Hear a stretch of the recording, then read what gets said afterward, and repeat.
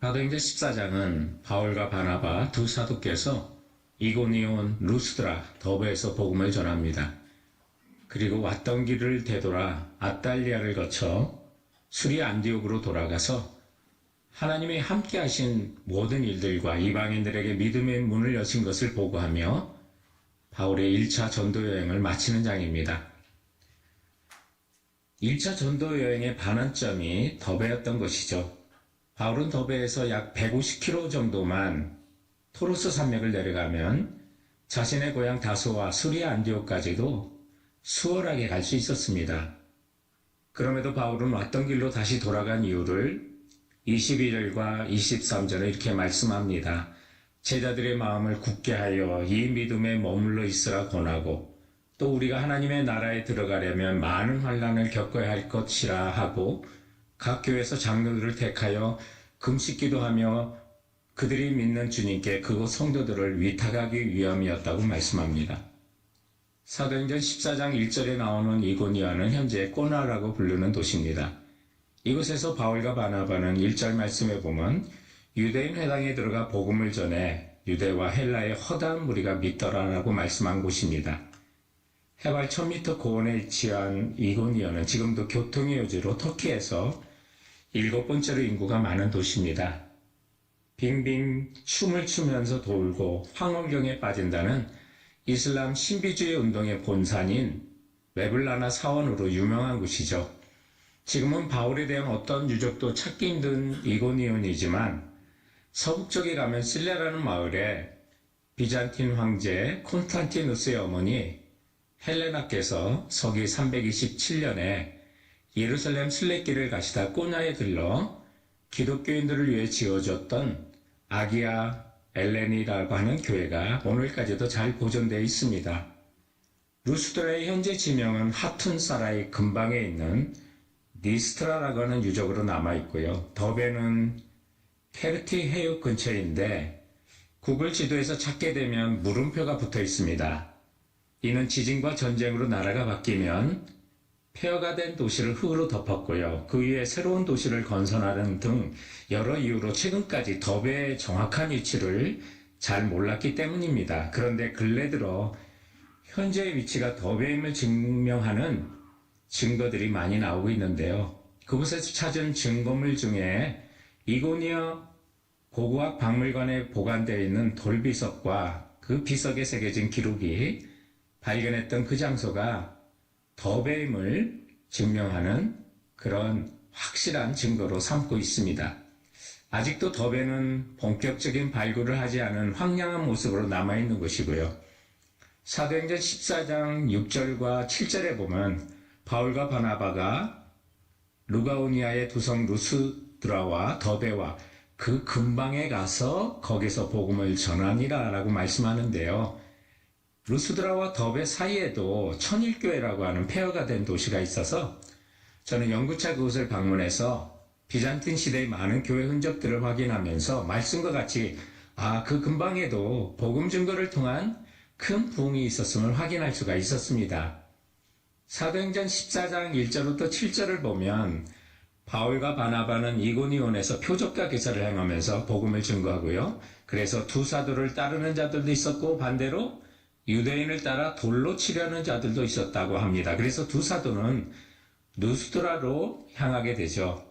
이처럼 이고니온에서 쫓겨난 바울 일행이 도착한 루스드라는 가파도기와 같이 동굴로 된 집터와 교회터가 많이 남아있고 돌집 중에는 지붕이 십자가가 새겨진 초대교회 터도 있었습니다. 루스드라에서도 바울과 바나바는 복음을 전해 많은 이들이 하나님께로 돌아오게 되지만 이곳에서 돌에 맞게 됩니다. 저는 루스드라가 한눈에 보이는 언덕에서 비시디 안디옥과 이고니온에서 달려온 유대인 원정 박해단에 의해 바울이 돌에 맞아 죽을 줄로 알았다는 19절의 말씀을 묵상하기도 했습니다. 그리고 스데반을 돌로 쳤던 바울이 이곳에서는 돌에 맞아 죽은 줄로 알고 시외로 끌어내쳐진 말씀들을 묵상하면서 저 자신을 평생의 복음의 빚진 자로 살 것을 다시 다짐하기도 한 것입니다. 바울과 바나바는 이곳 루스드라에서 복음을 전할 때 믿음이 있던 못 걷는 이가 일어나게 되고요. 루스드라 사람들은 바울과 바나바를 제우스와 헤르메스로 오해하면서 제사까지 지내려 했는데 두 사도는 옷을 찢으며 소리질로 단호히 거절하면서 하나님만 섬기라고 은혜의 복음을 전하게 됩니다. 네, 오늘은 바로 이곳에서 있었던 루스드라의 사건을 우리가 다루게 됩니다. 지금까지 바울과 바나바는 전도 여행 중에 주로 복음을 말로 전하는 사역에 전념했었는데, 오늘 루스드라에서는 이제 사도 바울이 발을 쓰지 못하는, 나면서부터 걸어본 적이 없는 그런 장애인을 대상으로 기적을 통해서 또 복음을 전하는, 이런 복음을 영혼과 육체를 함께 돕는 동을 이제 전인 복음, 또 전인 선교, 이렇게 이제 전인 사역이라고 하는 그런 말을 씁니다. 이런 사역을 통해서 이제 하나님이 하시는 일들을 드러나게 되는데, 이런 일을 위해서는 우리가 하나님을 철저히 신뢰하는 믿음이 없으면 가능하지 못한 것이었죠. 그래서 저희들도 우리 삶 속에 보면 이런 기적이 필요한 분도 있지만, 또 기적이 아니어도 사랑과 돌봄을 기다리는 수많은 사람들이 우리 주변에 있는데, 우리가 이런 가운데 어떻게 하나님의 신실하심을 믿고 믿는 자로서 우리에게 주신 그 사명을 감당할 수 있을까? 오늘 본문을 통한 그 말씀을 우리가 찾아보고자 하는 것입니다. 오늘 본문을 통해서 우리를 부르신 하나님의 신실하심을 믿으면서 우리가 또 소명을 감당할 첫 번째 교훈이, 나로부터 눈을 들어 이웃을 주목하면서 좀 시작하자는 것이죠. 여기 나로부터 시선을 이웃에게 두자. 왜냐하면 우리가 집요하게 자기중심적으로 우리는 이 세상을 살아가기 때문입니다. 남의 필요를 보이지 않는 거죠. 누구를 도와주려고 하는 그런 시선을 갖지 못하는 이유가, 우리가 이 세상을 살아가면서 자기중심적으로, 내 코가 석자라는 말 주로 쓰지 않습니까? 그러니 누구를 돕겠습니까?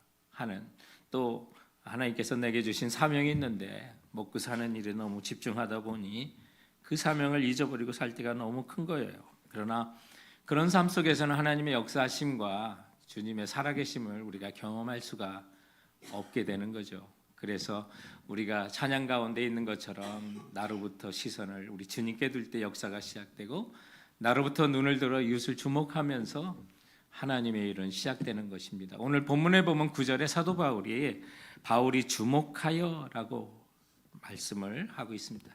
누구를 집중적으로 바라본다는 것은 사랑이고 관심의 표현을 이야기하는 것입니다.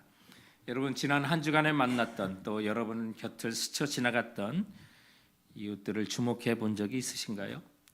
그들의 상태나 또 아픔이 무엇인지, 또는 자세히 생각해 보신 적이 있는지요?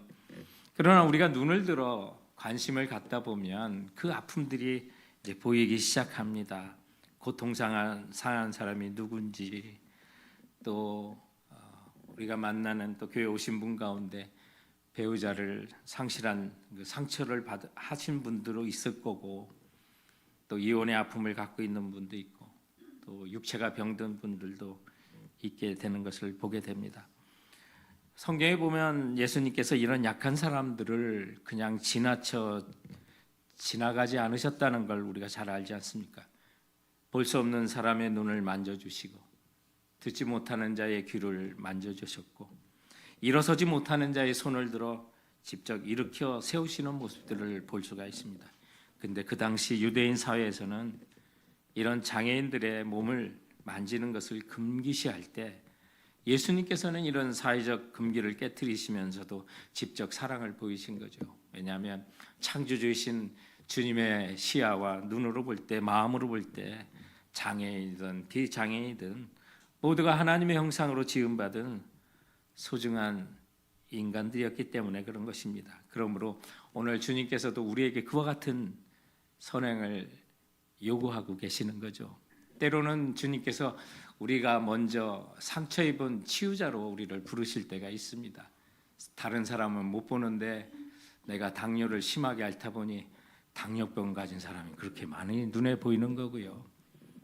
또 배우자를 잃고 보니 배우자를 잃은 그 슬픔을 누구보다도 잘 위로할 수 있는 사람으로 그들을 주목할 수 있도록 때로는 우리의 환경을 사용하셔서 주님께서 우리에게 소명을 이루도록 하시는 것을 보게 됩니다. 예수님께서는 이와 같이 이런 일에 우리가 이웃을 섬김으로 주님을 섬겨줄 것을 요청하셨습니다. 마태복음 25장 31절에 나오는 그 비유를 통해 보면 예수님께서 내가 줄일 때 너희가 먹을 것을 주었고 목마를 때 마시게 하였고 나그네 되었을 때 영접하였고 헐벗을 때 옷을 입혔고 병들었을 때 돌보았고 옥에 갇혔을 때 와서 보았느니라 라고 했는데 이 말을 들은 제자들이 당황합니다. 주님, 우리가 언제 그런 일을 했습니까? 그때 주님께서 너희가 여기 내 형제 중에 지극히 작은 자 하나에게 한 것이 곧 내게 한 것이다 이런 말씀을 하셨습니다. 종교개혁을 시작했던 독일의 마틴 루터는 이 성경 구절을 통해서 성도들에게 설교할 때 하나님이 숨어 계십니다 이런 말을 자주 했습니다. 하나님은 이웃들 사이에 가면을 쓰시고 하나님을 숨어 계신다 이런 표현을 자주 사용하셨습니다. 그래서 우리는 이웃을 섬김으로 하나님을 찾아낼 수 있고 하나님을 만날 수 있고 하나님을 볼 수 있고 하나님을 섬길 수 있다고 하였던 것입니다. 성도 여러분, 여러분 이웃 안에 하나님이 숨어 계십니다. 나로부터 이웃을 주목함으로 주께서 우리에게 주신 그 신실한 소명을 따라 이웃을 섬기면서 때로는 우리 주님을 섬길 수 있는 우리 성도들이 되시길 주님의 이름으로 축원드립니다. 오늘 말씀 속에 나를 부르신 하나님의 신실하심을 믿는다면 두 번째로 여러분 할 수 있는 것부터 담대하게 시도합시다. 미루지 마세요. 당장 하는 겁니다. 오늘 이 본문에 보면 바울이 이 일어서지 못하는 사람을 주목하면서 그가 그 다음으로 가졌던 관심은 과연 그에게 구원 얻을 만한 믿음이 있는가 하는 것을 본 것입니다. 9절 말씀에 보면 바울이 말하는 것을 듣거늘 바울이 주목하여 구원받을 만한 믿음이 그에게 있는 것을 보고라고 그랬습니다. 사람에 대한 관심을 갖고 또 그 사람의 필요가 무엇인지를 보면서 그 다음에 가진 게 이게 구원받을 만한 믿음이 있는가라는 사실을 본 거죠. 우리가 이웃들을 섬길 때도 이와 같은 순서를 가지고 우리 이웃을 섬기시기 바랍니다. 관심을 가지고 좀 주목해 보고요. 이 사람에게 예수 그리스도를 믿을 만한 구원이 있을까? 그 생길 수 있을까? 그것을 보는 거죠. 그러면 우리가 그것을 어떻게 할 수 있습니까? 오늘 그 힌트가 9절에 나옵니다. 바울이 말하는 것을 듣거늘 이라고요. 로마서 10장 17절에 보면 믿음이 어디서 나온다고 말합니까? 믿음은 들음에서 나고 그 들음은 그리스도의 말씀으로 말미암았느니라고 말씀하지 않습니까? 우리가 이웃들을 만나 이야기해 보면 이 사람의 심령이 가난한지 마음이 청결한지 우리가 그걸 바라보는 거예요. 그러면 그들에게 복음도 전할 수 있고 예수 그리스도를 주인으로 영접하는 우리가 인도도 할 수가 있는 거예요. 우리 암송하는 것처럼 심령이 가난한 자는 천국이 그들의 것이고 마음이 청결한 자는 하나님을 볼 것인데 마음이 부자고 또 마음이 깨끗하지 못하신 분들한테는 좀 기다려주는 거죠. 오늘 사도 바울은 이제 그 사람에게 걷지 못하고 또 나면서부터 걸어본 적이 없는 발이 아픈 사람에게 담대하게 그게 할 수 있는 일은 뭡니까? 기도하는 거예요. 주님의 이름으로 명령하는 거예요. 그래서 오늘 10절에 보면 큰 소리를 이르되 내 발로 바로 일어서라 하니 그 사람이 일어나 걷는지라. 이것이 사도 바울과 바나바가 할 수 있었던 그 당시 최선의 일이었어요. 오늘도 우리들에게 할 수 있는 그 일들을 담대하게 그냥 시도하는 거죠. 본문의 14장 3절에 보면 두 사도가 오래 있어 주를 힘입어 담대히 말하니 주께서 그들의 손으로 표적과 기사를 행하게 하여 주사 자기 은혜의 말씀을 증언하시니. 여기 보니까 사도 바울과 바나바는요 가는 데마다 자기들이 복음을 담대하게 전하는 게 그의 일이었어요. 그럴 때 주님께서 그들의 손으로 표적과 기사를 행하도록 주께서 그 기적과 표사는 주시는 거예요. 성도 여러분, 오늘 이 본문을 보면서 나도 저런 기적을 보여줘야 하나? 여러분, 그건 여러분의 영역이 아니에요. 우리의 영역이 아닙니다. 주께서 주사 주님이 주실 수도 있는 거예요. 그러면 우리가 할 수 있는 담대한 시도는 뭐예요? 기적을 줄 수가 없어요. 그것은 우리의 일이 아닙니다. 주님이 행하시는 일이고요. 우리는 그거보다 그 사람의 필요가 무엇인지를 먼저 주목하고 채워주는 일에 힘쓰시면 되는 것입니다. 오늘 이면 발이 아프시고 나면서 걷지 못한 이 사람에게 그가 필요한 건 걷는 거였어요. 아마 우리 오늘날 같으면 전동 휠체어를 사주려고 했을지도 모르겠어요. 그러나 오늘 그 당시에 바울과 바나바가 할 수 있는 최선을 다해요. 일을 하는 거죠. 오늘 우리가 이것을 주목하고 우리가 할 수 있는 일부터 담대히 시도하는 것은 우리가 그들에게 기적을 먼저 제공해 줄 수 있는 게 아니에요. 그들의 필요가 뭔가, 어떤 것을 필요로 할까, 그것을 따라 우리가 할 수 있는 일을 담대하게 하는 거죠. 어떤 사람에게는 영어의 통역에 도움이 필요한 분도 있어요. 자동차로 어느 곳까지 데려다 주기를 바라는 그 정도의 도움을 필요로 하는 분도 있어요. 혼자 있는 것이 무서우니 함께 있어 주길 바라는 분도 있고요. 어떤 때는 나의 고통과 아픔을 그냥 들어주세요라고 하소연하는 분도 있어요. 그러면 우리 그분들을 함께 섬기는 거예요. 때로는 그분들 안에 하나님이 숨어 계시기도 하는 거죠. 하나님의 신실하심을 믿고 내가 할 수 있는 그 섬김을 담대히 하자는 거죠. 바울과 바라는 그들의 믿음으로 할 수 있는 최선을 지금 다하여 선포하고 있는 거예요. 내 발로 바로 일어서라. 이 담대한 증거에 하나님께서 걷지 못한 자를 일어서게 하고 걷게 하시는 거예요. 본인이 한 게 아니라 하나님이 주사라는 걸 누구보다도 잘 하셨던 거죠. 그렇게 하나님이 하시는 일인데 바울과 바나바가 이런 기적을 또 통해서 행하게 되니까 이 루스드라 사람들이 난리가 난 거예요. 그래서 12절 말씀에 보면 바나바는 제우스라 하고 바울은 그 중에 말하는 자였으므로 또 헤르메스라고 하면서 바울과 바나바를 예배하려고 하고 제사하려고 하니까 바울과 바나바가 당황해서 옷을 찢으면서 아니라고 말리면서 그들을 하나님께로 인도하는 것을 보게 되는 것입니다. 사랑하는 성도 여러분, 우리가 이웃들을 주목하고 그들의 필요에 먼저 접근하시고 도와주세요. 그리고 그런 가운데 하나님께서 역사도 하시고 인도하시는 거죠. 또 성경에 보면 수많은 기적들을 보면요, 하나님의 사람이 하나님의 선한 일을 하고자 할 때 그 역사가 나타났던 거죠. 그저 나는 가만히 있고 하나님의 역사와 기적을 바라본다. 성경에 그런 예가 어디 있습니까? 내가 주님의 역사를 위하여 주님의 선한 일을 해서 하고자 하는 마음으로 내가 나섰을 때 하나님의 앞장서서 그 일을 행해 주시고요. 그리고 나의 손에 든 것과 내가 가진 것을 통해서 하나님의 기적과 역사가 일어나는 거지. 가만히 있어 하나님 알아서 해주세요. 여러분 성경에 그런 기적이 있습니까? 그렇지 않습니다.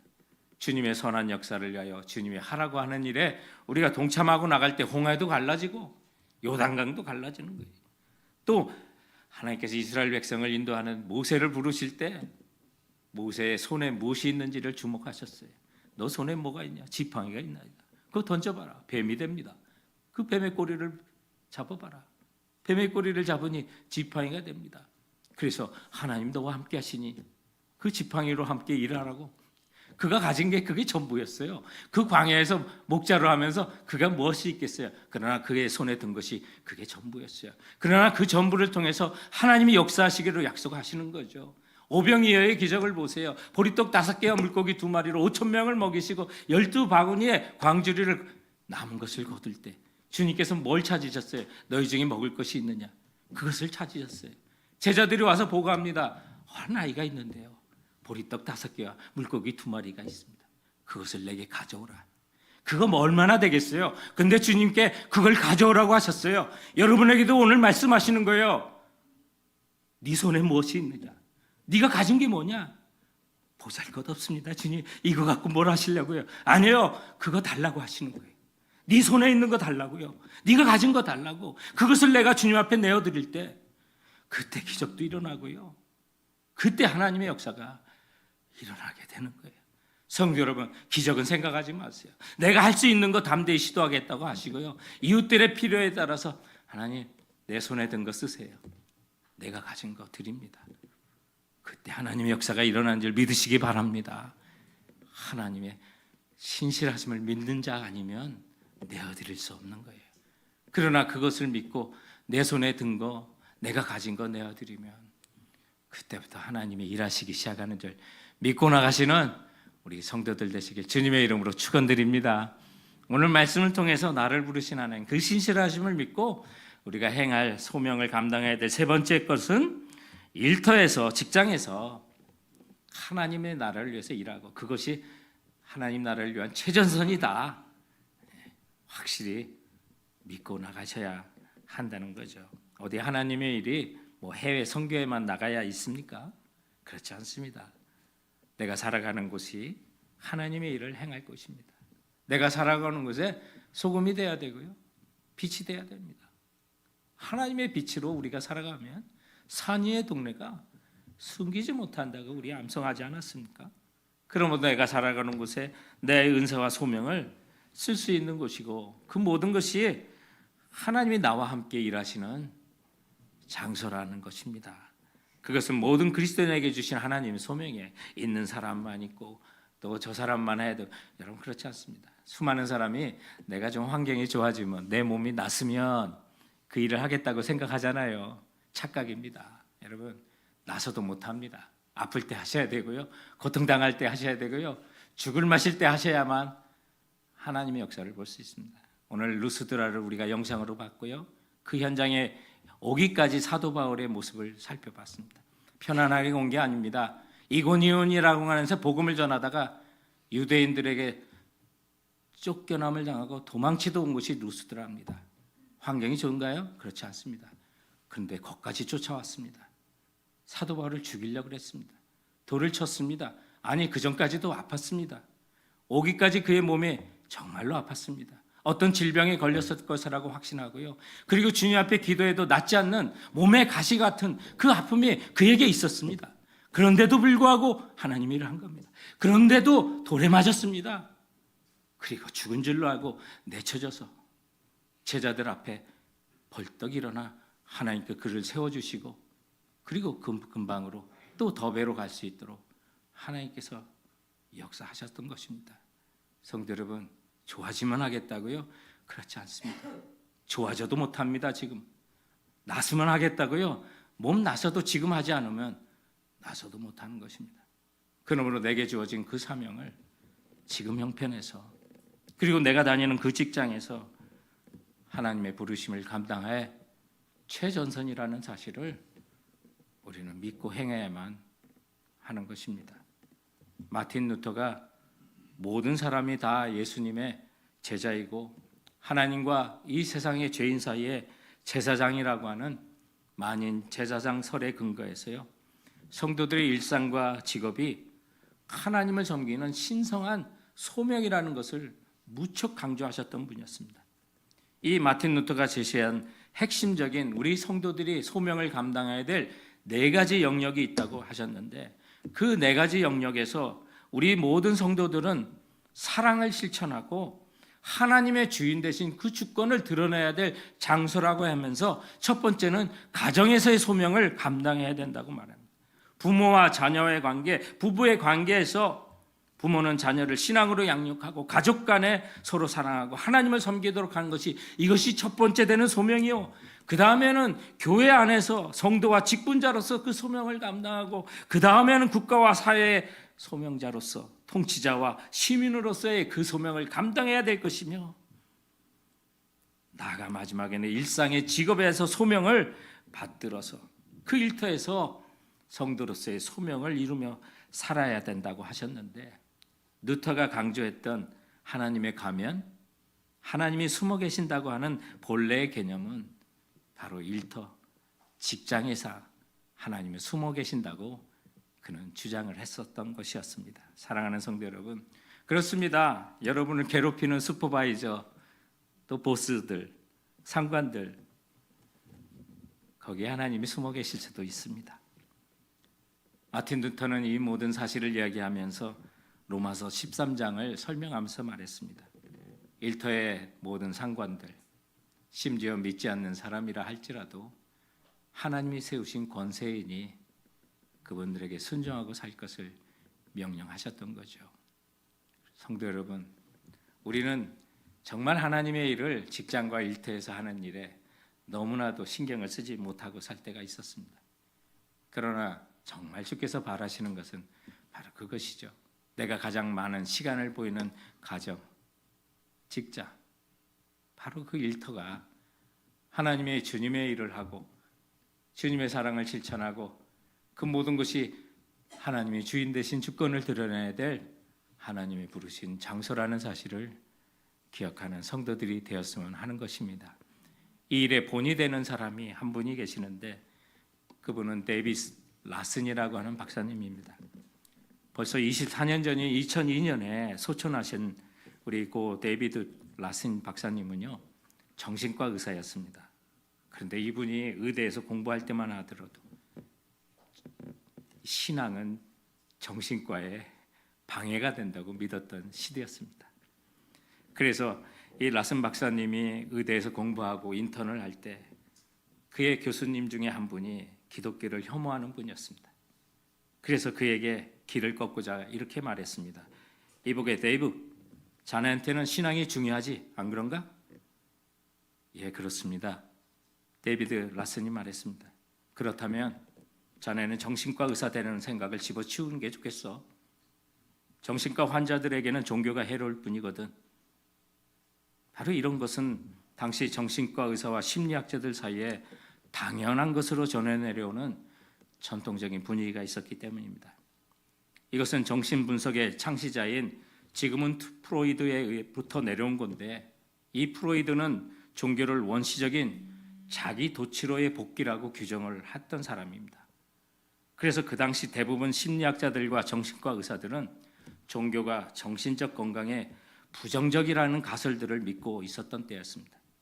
그러나 이 라슨은 중도 하차를 거부했고 끝까지 공부해서 연구를 해나가면서 라슨은 종교, 사실 그가 말한 종교는 기독교입니다. 그 기독교 신앙이 정신질환으로부터 사람을 지켜준다는 수많은 연구 결과를 발표하기 시작했고요. 그리고 이 라슨은 마침내 미국 국립의료연구소를 설립하기까지 이릅니다. 미국 국립의료연구소는 국립보건소하고는 좀 다른 기관입니다. NIH라고 하는 국립보건소가 있는가 하면 국립의료연구소인 National Institute for Healthcare Research라고 하는 NIHR이라고 하는 그 기관의 창립자가 바로 이 라슨 박사님이십니다. 그곳에서 그는 종교적 믿음으로 더 나은 정신건강과 실제 믿음이 상관관계가 있다는 어떤 이런 데이터들을 많이 발표를 해서 큰 영향을 끼쳤고요. 그래서 현재는 신앙심 깊은 사람들이 우울증이나 자살이나 가정의 불안정이나 마약이나 알코올 남용으로부터 발병률이 급격히 떨어진다는 사실을 많은 사람이 믿게 한 그 장본인이 시작점이 라슨 박사였습니다. 그래서 신앙이 좋은 사람은 이런 모든 질병으로부터 발병률이 낮고요, 회복도 훨씬 빨리 나타난다는 사실을 증명함으로써 이제 이것은 의료 전문가들에게는 매우 일상적인 상황이 되었던 것입니다. 이후로는 비그리스도인 연구가들도 그 상관계를 인정하기 시작했고요. 하버드 대학의 허버트 벤슨이라고 하는 교수님은 의사들이 이제는 영적인 차원의 잠재력을 치유력으로 인식할 때가 되었다라고까지 말하면서 그는 사람들은요, 하나님께 맞춰져 있고 우리 몸의 유전자 구조는요, 무한한 절대자를 믿도록 만들어졌다라고 발표를 했는데 사실 이분은 그리스도인이 아닙니다. 그럼에도 불구하고 이런 발표를 하게 된 것이죠. 그렇다면 왜 우리 신앙이 정신건강, 정말 이런 것들 왜 과학자들은 간과하고 무시를 했을까? 하버드 대학과 대학원에서 공부를 하면서 대학교의 영향으로 신앙에서 떠났던 사람이 있었는데 이분이 인생에 아주 극심한 고통을 겪으면서 20년 만에 주님 앞에 돌아온 사람이 있는데 그 사람의 이름이 패트릭 그린이라고 하는 사람입니다. 근데 그분께서 주님 앞에 돌아와 책을 또 썼는데 하나님 그 증거, God, the evidence라고 하는 그 책을 통해서 그동안 과학이라는 미명 아래 과학이라고 하는 용어를 통해서 하나님을 거역하고 대적하려는 행위들이 얼마나 잦았는지 그 내용들을 이 책에 발표하기까지 했던 것입니다. 성도 여러분, 선교제에 나가야만 하나님을 하는 거 아닙니다. 어디 노방전도를 나가야만 하는 게 아니죠. 내가 살아가는 모든 것이 하나님 나라를 위한 일할 수 있는 최전선이라는 사실입니다. 데비스 라슨 같이 패트릭 글린과 같이 자기 일터에서 자기 직장에서 하나님 나라의 영광을 위하여 그곳에서 섬기시면 그 안에 여러분 하나님이 숨어 계신 것입니다. 하나님의 이런 신실하심을 믿고 직장 동료, 상사, 부하들 속에 숨어 계시는 우리 하나님을 섬겨드리는 우리 모두가 되기를 주님의 이름으로 축원드립니다. 기도하시겠습니다. 오늘